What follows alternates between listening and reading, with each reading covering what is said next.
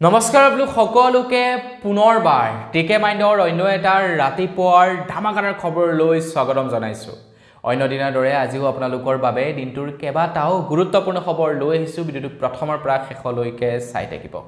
আগৈছে যে প্ৰথম খবৰটোৰ ফালে অসমৰ মুখ্যমন্ত্ৰী বৰ্তমান আছে গৈ লণ্ডনত। লণ্ডনৰ পৰা আমাৰ অসমৰ বৃন্দাবনী বস্ত্ৰ আনিবৰ কাৰণে মুখ্যমন্ত্ৰী ডাঙৰীয়াদেৱ গৈছে লণ্ডনলৈ বুলি। শ্ৰীমন্ত শংকৰদেৱে যিখন বৃন্দাবনী বস্ত্ৰ বুৱাইছিলে সেই বৃন্দাবনী বস্ত্ৰখন বৰ্তমান সময়ত লণ্ডনৰ এটা মিউজিয়ামত আছে গৈ। আৰু সেই মিউজিয়ামৰ পৰা বৃন্দাবনী বস্ত্ৰ অসমলৈ বুলি ঘূৰাই আনিব অসমৰ মুখ্যমন্ত্ৰী ডক্টৰ হিমন্ত বিশ্ব শৰ্মাদেৱ। তো মন্ত্ৰী হিমন্ত বিশ্ব শৰ্মাদেৱে লণ্ডনত উপস্থিত হৈ জনায় যে লণ্ডনৰ মিউজিয়ামৰ পৰা তেখেতে বৃন্দাবনী বস্ত্ৰ ঘূৰাই আনিব 2027 চনৰ ভিতৰত। 18 মাহৰ বাবে অসমলৈ সেই বৃন্দাবনী বস্ত্ৰ ঘূৰাই আনিব বুলি জনাইছে অসমৰ মুখ্যমন্ত্ৰী ডক্টৰ হিমন্ত বিশ্ব শৰ্মাদেৱে। অসমবাসীয়ে দৰ্শন কৰিব পাৰিব গুৰুজনাৰ অমূল সৃষ্টি 18 মাহৰ কাৰণে। মানে একেবাৰে লৈ আনিব নোৱাৰে, 18 মাহৰ কাৰণে বৃন্দাবনী বস্ত্ৰ অসমলৈ বুলি লৈ আহিব। যেতিয়া নেকি ইংৰাজে আমাৰ অসমখনত শাসন কৰি আছিলে বা ভাৰতত শাসন কৰি আছিলে, আমাৰ ভাৰতৰ পৰা বহুতো মূল্যৱান সামগ্ৰী লৈ গুচি যায় আৰু তাৰে ভিতৰত হয়তো বৃন্দাবনী বস্ত্ৰখনো পৰে। আৰু সেই বৃন্দাবনী বস্ত্ৰখন আনিবৰ কাৰণে অসমৰ মুখ্যমন্ত্ৰী ডাঙৰীয়াদেৱ গৈছে 2027 চনত অসমলৈ ঘূৰাই আনিব 18 মাহৰ কাৰণে। মানে একেবাৰে নহয়, আপোনালোকে 18 মাহৰ কাৰণে চাব পাৰিব। আগবাইছো ইয়াৰ পাছৰটো খবৰ ফালে। আপোনালোকে যদি লো বাজেটত এখন গাড়ী ক্ৰয় কৰিম বুলি ভাবিছে, আপোনালোকৰ কাৰণে এটা বিৰাটেই বাম্পাৰ অফাৰ ওলাইছে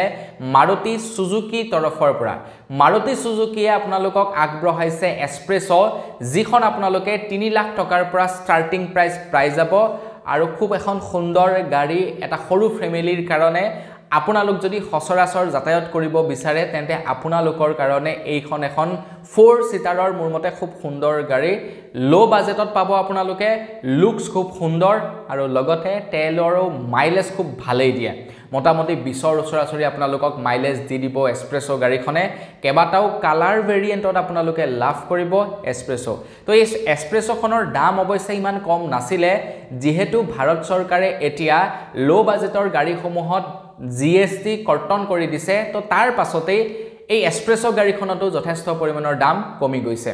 মাৰুতি সুজুকি গাড়ীবিলাকৰ এটা এডভান্টেজ আছে কি বাৰু জানেনে? মেইনটেনেন্স খুব কম। বাকী গাড়ীবিলাকত মেইনটেনেন্স চাৰ্জেছ বহুত বেছি, কিন্তু মাৰুতি সুজুকিৰ গাড়ীবিলাকৰ পাৰ্টছৰ দামো যথেষ্ট পৰিমাণৰ কম আৰু মেইনটেনেন্স চাৰ্জ একেবাৰে নাই বুলি ক'ব পাৰি।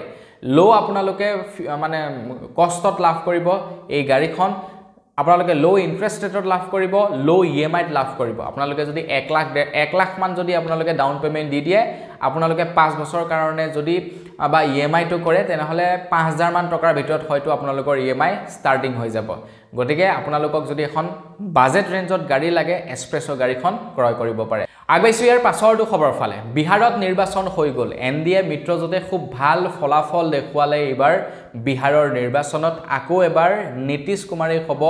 বিহাৰৰ মুখ্যমন্ত্ৰী। আহি আছে অসমত বিধানসভা নিৰ্বাচন, তাৰ পাছত হ'ব ৱেষ্ট বেংগলত নিৰ্বাচন। তো নিৰ্বাচন আয়োগৰ ওপৰত মমতা বেনাৰ্জী অৰ্থাৎ বৰ্তমান ৱেষ্ট বেংগলৰ মুখ্যমন্ত্ৰীয়ে এটা অভিযোগ আনিছে। মমতা বেনাৰ্জীয়ে কৈছে যে বিহাৰত নিৰ্বাচন আয়োগে 40 লাখ লোকৰ নাম কৰ্তন কৰিলে। পশ্চিম বংগতো কৰিব বিচাৰি আছে,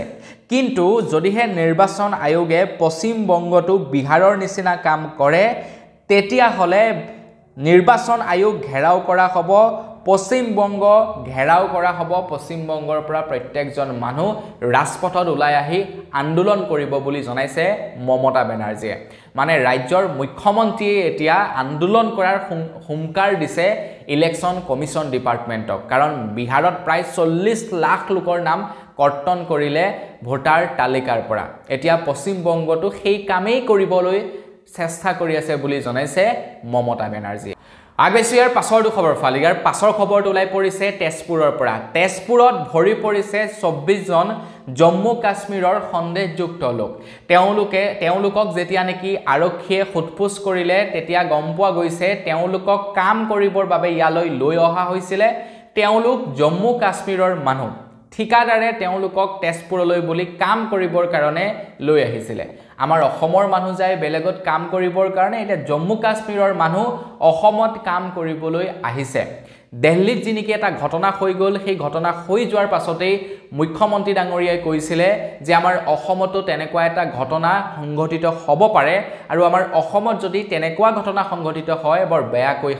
মানে ঘটিত হ'ব গতিকে এইবিলাকো একোটা কাৰণ নহব যে মানা নাই গতিকে আৰক্ষীয়ে তেওঁলোকক মোৰ মতে ভালদৰে ফুটফুস কৰিব লাগে আগাইছো ইয়াৰ পাছৰটো খবৰ ফালি ইয়াৰ পাছৰ খবৰটো ওলাই পৰিছে সৰু মোবাইল ফোন ব্যৱহাৰকাৰী সকলৰ বাবে তো সৰু মোবাইল ফোন ব্যৱহাৰকাৰী সকলেও এতিয়া ইউপিআই ব্যৱহাৰ কৰিব পাৰিব মানে সেই অকনমানি মোবাইল যিটোত নেকি নো ইন্টাৰনেট কানেকশন থাকে যত নেকি Google pay phone pay Paytm ব্যৱহাৰ কৰিব নোৱাৰি তাতো এতিয়া ইউপিআই ব্যৱহাৰ কৰিব পাৰিব বুলি জনাইছে খবৰ লোৱা অনুসৰি আপোনালোকৰ যদি ৰেজিষ্টাৰ্ড মোবাইল নম্বৰটো সৰু মোবাইলত লগাই থোৱা থাকে তেনেহলে *99# এই নাম্বাৰটো ডায়াল কৰি 5000 টকাৰ লৈকে আপোনালোকে ট্ৰান্সফাৰ কৰিব পাৰিব ইউপিআই আইডিত আপোনাৰ ধৰি লওক মানে গুগল পে ফোন পে নাই আপোনাৰ ডাঙৰ মোবাইল নাই কিন্তু আপোনাৰ বেংকত যেটো মোবাইল নাম্বাৰ দিয়া আছে সেই নাম্বাৰটো আপোনালোকে সৰু মোবাইলটোত লগাই থৈছে তো *99# এই নাম্বাৰটো ডায়াল কৰি আপোনালোকে ইউপিআই ট্ৰানজেকচন কৰিব পাৰিব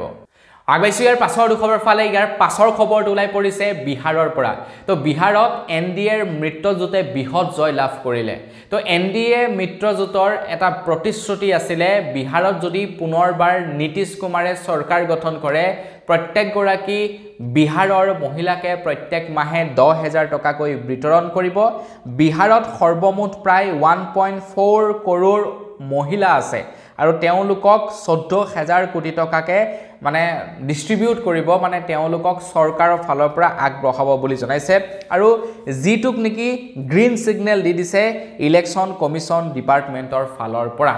তো এবাৰ এটা কথা আপোনালোকে ভাবি চাওক জিটু সময়ত নেকি এটা ফ্যামিলিয়ে 4-5000 টকা উপাৰ্জন কৰে সেই ফ্যামিলিটোক যদি 10000 টকাকৈ মাহে দি দিয়া যায় তো তেওঁলোকে বাৰু কাম কৰিবলৈ ইচ্ছা কৰিবনে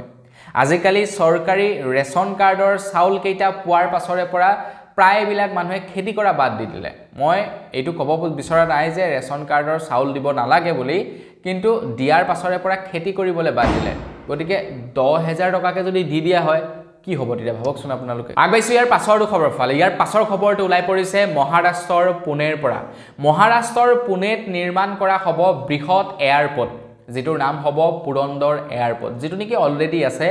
সেইটোৰ পৰিখৰ আৰু বৃদ্ধি কৰা হ'ব নাম হৈছে পুৰন্দৰ এয়াৰপোৰ্ট তো পুৰন্দৰ এয়াৰপোৰ্ট পৰিখৰ বৃদ্ধি কৰিবৰ কাৰণে এতিয়া মাটিৰ দৰকাৰ হৈছে আৰু মাটি পাব কাৰ পৰা সৰ্বসাধাৰণ জনসাধাৰণৰ পৰা তো সৰ্বসাধাৰণ জনসাধাৰণক পুৰন্দৰ এয়াৰপোৰ্টৰ ফালৰ পৰা 1 কোটি টকাকৈ প্ৰদান কৰা হৈছে 1 একৰ মাটিৰ কাৰণে 1 একৰ মাটিৰ কাৰণে 1 কোটি টকাকৈ প্ৰদান কৰা হৈছে কিন্তু তাৰ পাছতো খেতিয়কসকলে সেই মাটিসমূহ বিক্ৰী কৰা নাই 1 কোটি টকাৰ হাপেক্ষে মানে 1 একৰ মাটিত 1 কোটিকে দিব বুলি কৈছে কিন্তু তাৰ পাছতো মাটি দিয়া নাই তেওঁলোকে কৈছে যে সেই 1 কোটি টকা যিখিনি মাটিত আপোনালোকে দিব বিচাৰিছে সেই মাটিখিনিৰ ভ্যালু যদি আমি উলিয়াবলৈ যাওঁ 5 কোটি টকা হ'ব গতিকে আপোনালোকে 5 কোটি টকা দিয়ক মাটিখিনি লৈ যাওক আগবাইছো ইয়াৰ পাছৰটো খবৰ ফালে অসম চৰকাৰে এইবাৰৰ পৰা চাউলৰ লগতে বিতৰণ কৰিছে দালি চেনি আৰু নিমখ কিন্তু দালি চেনি আৰু নিমখত বিভিন্ন ধৰণৰ খেলিমেলি দেখিবলৈ পোৱা গৈছে যোৱাকালি চেনিৰ বস্তাত 28 কেজি হে চেনি ওলাইছে যেটো চেনিৰ বস্তাত নেকি থাকিব লাগিছিলে 30 কেজি চেনি তো আজি আকৌ খবৰ ওলাইছে বিভিন্ন স্থানত বিতৰণ কৰা দালিসমূহ ভেকুৰে গজিছে বিভিন্ন আইমাত্ৰীয়ে মুখ্যমন্ত্ৰী ডাঙৰীয়াক প্ৰশ্ন কৰিছে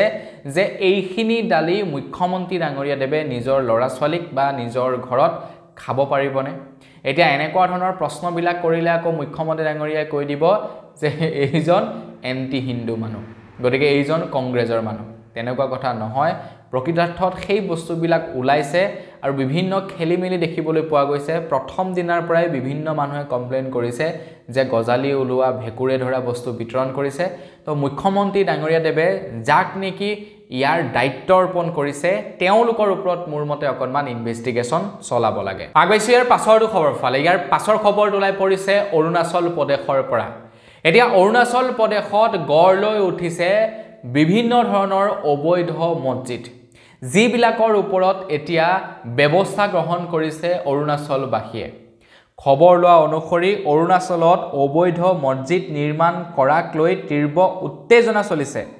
অস্তিত্বৰ সংকটত ভুগিছে অৰুণাচলী লোক অৰুণাচলখনক বাংলাদেশ হ'বলৈ নিদিয়ে অৰুণাচলী লোকসকলে আৰু সঁচাকৈ যিবিলাক নেকি খিলঞ্জীয়া মানুহ থাকে খিলঞ্জীয়া লোকসকলে যদি নিজৰ জাতিটো ৰক্ষাৰ কাৰণে কাম নকৰে ন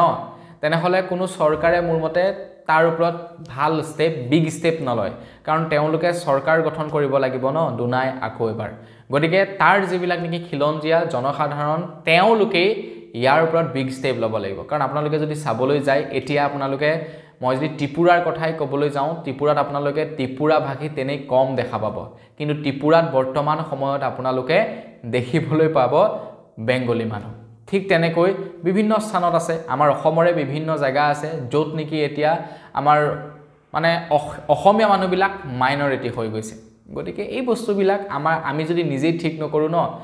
চৰকাৰে একো ঠিক নকৰে আগাইছো ইয়াৰ পাছৰটো খবৰ ফালে ইয়াৰ পাছৰ খবৰটো ওলাই পৰিছে নৰ্থ ইষ্ট ফেষ্টিভেলৰ ওপৰত তো নৰ্থ ইষ্ট ফেষ্টিভেলৰ কাৰণে আমাৰ সকলোৰে মৰমৰ জুবিন দাক আমি হেৰুৱালো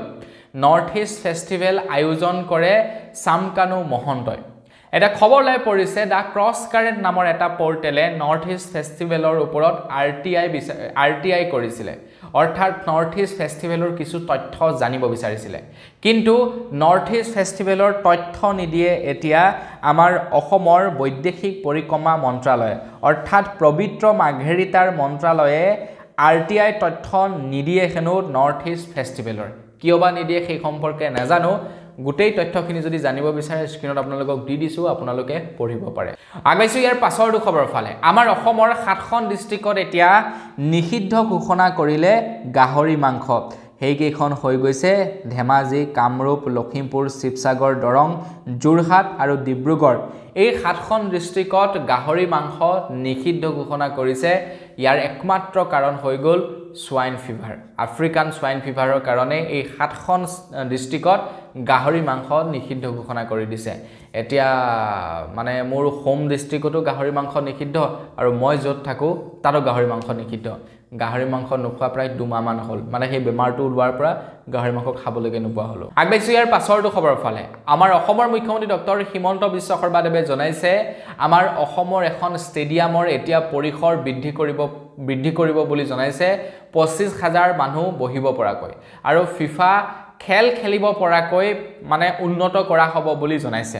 মুখ্যমন্ত্ৰী দেৱে জনাইছে যুগান্তৰিক পৰিৱৰ্তনৰ দিশে অসম আৰজি বৰুৱা ক্ৰিকেট পৰিসৰক 25000 আসনযুক্ত ফিফা ষ্টেডিয়াম লৈ উন্নত কৰা হ'ব বুলি জনাইছে উজ্জীৱিত বৃহৎ সপোনৰ বাবে বিশ্বমানৰ বৃহৎ ক্ৰীড়াৰ বাবে আমাৰ অসম চৰকাৰে এই পদক্ষেপ হাতত লৈছে আগবাইছো ইয়াৰ পাছৰটো খবৰ ফালে আমাৰ অসম চৰকাৰৰ যিসকল চাকৰিয়াল আছে আৰু ৰাজহুৱা খণ্ডৰ যিসকল চাকৰিয়াল আছে তেওঁলোকক অসম চৰকাৰৰ ফালৰ পৰা বীমা প্ৰদান কৰা হ'ব 2 কোটি টকাৰ লৈকে যদি কোনো এজন চৰকাৰী বিষয়া বা ৰাজহুৱা খণ্ডৰ চৰকাৰী কৰ্মচাৰী যদি বিমান দুৰ্ঘটনাত মৃত্যু হয় তেনেহলে 2 কোটি টকাৰ বীমা প্ৰদান কৰিব লগতে যদি এক্সিডেন্টাল মৃত্যু হয় 1 কোটি টকা যদি এক্সিডেন্টত তেখেত সম্পূৰ্ণৰূপে শাৰীৰিকভাৱে অক্ষম হৈ পৰে তেনেহলে 1 কোটি টকা আৰু লগতে যদি তেখেতৰ আংশিকভাৱে পংগু হয় বা শাৰীৰিকভাৱে অক্ষম হয় তেনেহলে 80 লাখ টকা আৰু যদি সৰ্বসাধাৰণ মৃত্যু হয় 10 লাখ টকাৰ তেওঁলোকক বীমা প্ৰদান কৰিব বুলি জনাইছে আগবাইছো ইয়াৰ পাছৰটো খবৰ ফালে আমাৰ অসম চৰকাৰে এতিয়া 2 লাখ চাকৰিৰ প্ৰতিশ্ৰুতি পূৰণ কৰিব বুলি জনাইছে মুখ্যমন্ত্ৰী ডাঙৰীয়াই কৈছিলে যে মই প্ৰতিশ্ৰুতি দিছিলো 1 লাখ লোকক চাকৰি দিয়াৰ কিন্তু মই 2 লাখ লোকক এতিয়া চাকৰি প্ৰদান কৰিম 26ৰ নিৰ্বাচনৰ পূৰ্বে হয়তো 2 লাখ লোকক চাকৰি প্ৰদান কৰিব মানে আকৌ হয়তো চাকৰি ওলাব পাৰে আপোনালোকে সিওৰ হৈ থাকক মুখ্যমন্ত্ৰী ডাঙৰীয়াদেৱে কৈছে যে নতুনকৈ 4000 লোকক চাকৰিত নিযুক্তি প্ৰদান কৰিব অসম পুলিচত ওলাব নতুনকৈ 4000 লোকৰ বাবে চাকৰি মুখ্যমন্ত্ৰী ডাঙৰীয়াই কৈছে 1 লাখ চাকৰিৰ প্ৰতিশ্ৰুতি পূৰণৰ পাছত যুৱ প্ৰজন্মৰ বাবে 2 লাখ লোকক চাকৰি প্ৰতিশ্ৰুতি পূৰণ কৰিম বুলি জনাইছে আগবাইছো ইয়াৰ পাছৰটো খবৰ ফালে আমাৰ অসমত বিগত 3 বছৰত কেন্দ্ৰ চৰকাৰৰ ফালৰ পৰা নতুনকৈ 10খন টোল গেট উপহাৰ হিচাপে আগবঢ়ালে আমি ইয়াৰ কাৰণে ধন্যবাদ দিব লাগে কেন্দ্ৰ চৰকাৰক বিগত 3 বছৰত কেন্দ্ৰ চৰকাৰে আমাৰ অসমৰ পৰা 1200 কোটি টকাৰ ৰাজহ সংগ্ৰহ কৰিছে টোল গেটৰ নামত বিগত এই বৰ্ষত প্ৰায় 500 কোটি টকা মানে এবছৰত 500 কোটি টকাৰ ৰাজহ সংগ্ৰহ কেন্দ্ৰ চৰকাৰৰ টোল গেটৰ জৰিয়তে কিন্তু আপোনালোকে শুনিলে আচৰিত হ'ব বিগত 3 বছৰত 1 কিলোমিটাৰো ৰাস্তা নতুনকৈ নিৰ্মাণ নকৰিলে ৰাষ্ট্ৰীয় ঘাইপথ মেৰামতি কৰিছে মেৰামতি নকৰাকৈ থকা নাই কিন্তু মানে 1 কিলোমিটাৰ মানে বেছি দীঘলকৈ ৰাস্তা নবনালে মানে আগতে যিমান দীঘল আছিল ঘাইপথ হিমানেই থাকিলে তো বিগত 3 বছৰ ধৰি আমাৰ অসমত মানে ঘাইপথৰ পৰিসৰ যিমান আছে হিমানেই হৈ আছে নতুনকৈ নিৰ্মাণ কৰা নাই ৰিপেয়াৰিং কৰিছে সেইটো পাছৰ কথা কি নতুনকৈ নিৰ্মাণ কৰা নাই কিন্তু তাৰ পাছতো 1200 কোটি টকা ৰাজহ সংগ্ৰহ কৰিছে আগবাইছে একেবাৰে হেখৰটো খবৰ ফালে গুৱাহাটী প্ৰেছ ক্লাবৰ ফালৰ পৰা সাংবাদিকসকলক আৰ্থিক সহায় আগবঢ়াবৰ কাৰণে এখন বিশেষ আঁচনিৰ মুকলি কৰিছে গুৱাহাটী প্ৰেছ ক্লাবে আমাৰ অসমৰ 10টা বিষয়ত 10 গৰাকী সাংবাদিকক ফেলশ্বিপ বঁটা প্ৰদান কৰিব বুলি জনাইছে যাৰ জৰিয়তে নেকি সাংবাদিকক প্ৰদান কৰা হ'ব 50,000 টকাকৈ ৰাষ্ট্ৰীয় প্ৰেছ দিৱসৰ দিনাখনে এই ঘোষণা গুৱাহাটী প্ৰেছ ক্লাবৰ সভাপতি খগেন কলিতাৰ নতুনকৈ তেখেত সভাপতি হৈছে তো তেখেতে সভাপতি হোৱাৰ পাছতেই সাংবাদিকসকলৰ কাৰণে এই সিদ্ধান্ত গ্ৰহণ কৰিছে তো বন্ধু-বান্ধৱীসকল বস আজি ভিডিও জনাবলগীয়া খবৰ ইমান কেইটাই আছিল খবৰ কেইটা জানি কেনে পালে কমেন্ট সেকশনত জনাব যদি ভাল লাগিলে লাইক এটা কৰিব চেনেল যদি সাবস্ক্ৰাইব কৰা নাই সাবস্ক্ৰাইবটো কৰি ল'ব পুনৰ এটা ভিডিও লগ পোৱাৰ হ'লে বিদায় মাগিছো ধন্যবাদ জয় অসম